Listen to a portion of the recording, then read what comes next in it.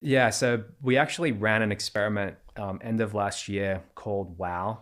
Once we realized that it was like, okay, moving from NFTs to basically coins is the move we wanted to make, we started doing some of this like market structure experimentation.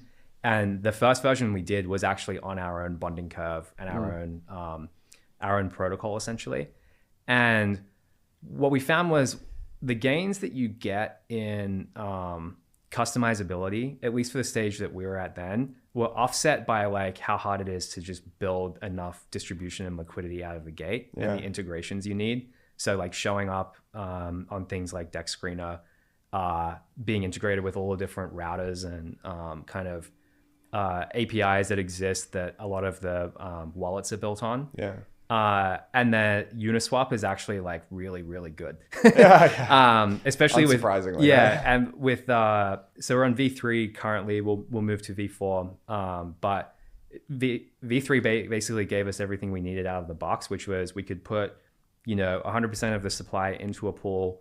We could do a single-sided position, so we didn't need to actually add any capital into the market. Yeah. And then also by nature of it being in Uniswap, other people could start to LP as things grow very quickly versus in your own bonding curve. Yeah. Unless you want to build all of that logic, typically you're stuck and you have to live by that curve through the whole thing, which is, which can be a limiting factor for its growth.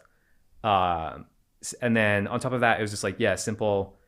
It's just like simple to do that. So we were like, okay, maybe there is a version of the future where we need to get, increasingly specialized kind of like market models that push the limits of what you could do with like Uniswap v4.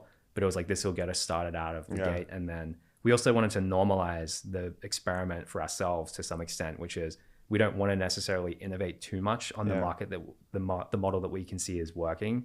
We're trying to innovate on the type of supply, the user experience and everything on top of it. So it just made it possible for us to focus on that part as well.